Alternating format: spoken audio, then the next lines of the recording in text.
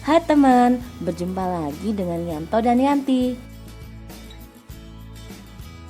Sekarang Yanto dan Yanti akan belajar tentang memperkirakan pH larutan dengan menggunakan indikator cair. Untuk memperkirakan pH larutan, Yanto dan Yanti menggunakan indikator metil merah disingkat MM, metil jingga disingkat Mj, bromtimol biru disingkat BTB, dan phenolphthalein disingkat PP.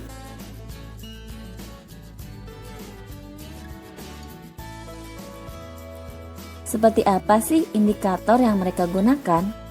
Untuk lebih jelasnya, yuk perhatikan tabel komponen indikator berikut. Metil merah, warna pada pH rendah yaitu merah. Rentang pH transisi 4,4 sampai 6,2. Warna pada pH tinggi yaitu kuning. Kemudian metil jingga, warna pada pH rendah merah. Rentang pH transisi 3,1 sampai 4,4. Warna pada pH tinggi yaitu kuning. Bromotimol biru atau BTB, warna pada pH rendah kuning, rentang pH transisi 6,0 sampai dengan 7,6, kemudian warna pada pH tinggi yaitu biru. Phenolphthalein disingkat PP, warna pada pH rendah, tidak berwarna, rentang pH transisi 8,3 sampai 10. Warna pada pH tinggi yaitu merah muda.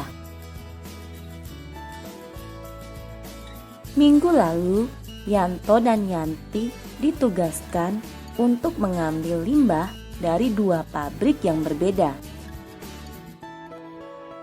Mereka memberi nama limbah A dan limbah B. Sekarang, Yanto dan Yanti akan melakukan pengujian larutan dengan percobaan meneteskan indikator pada limbah A dan limbah B. Sebelum melakukan percobaan, Yanto dan Yanti membuat tabel untuk menuliskan data hasil percobaan yang mereka peroleh. Bagaimana ya cara menuliskannya?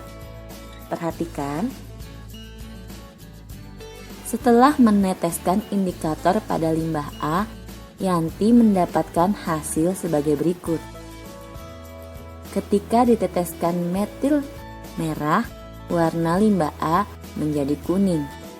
Selanjutnya, metil jingga, limbah A menjadi berwarna kuning.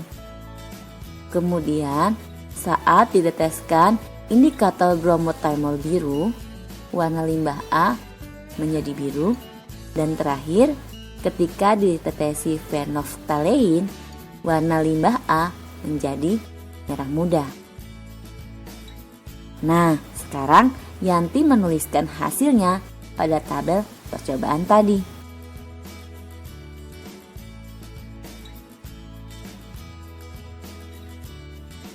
Yanto meneteskan indikator pada limbah B.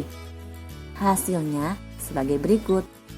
Pertama, yang diteteskan adalah metil merah yang hasilnya limbah B menjadi berwarna merah.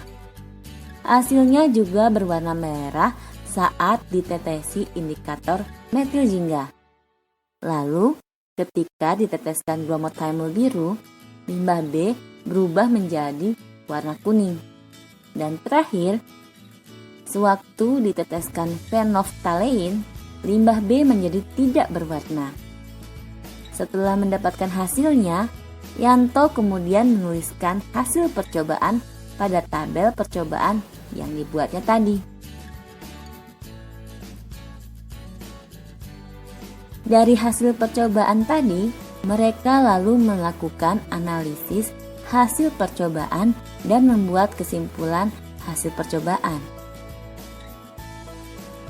Analisis dan kesimpulan tuliskan dalam sebuah tabel.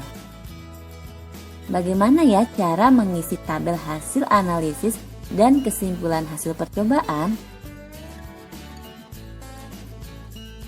Untuk mengisi tabel hasil analisis dan kesimpulan hasil percobaan, teman-teman berpedoman pada tabel hasil percobaan sebelumnya.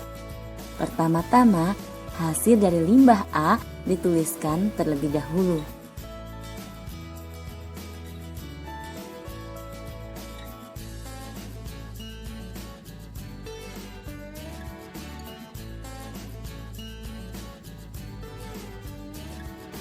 Setelah itu, tuliskan hasil dari limbah B.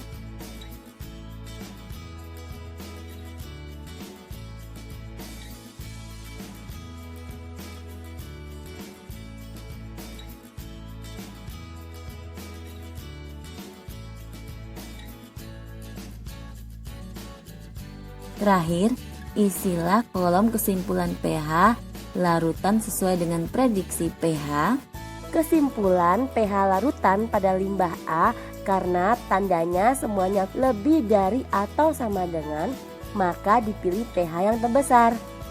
Sedangkan untuk limbah B karena tandanya semuanya kurang dari atau sama dengan, maka dipilih pH yang terkecil. Analisis hasil percobaan dan kesimpulan.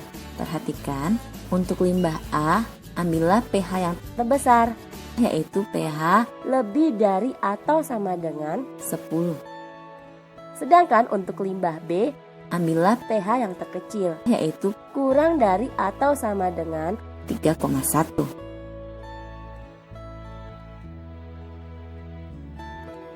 Demikian materi tentang memperkirakan pH larutan dengan menggunakan indikator cair.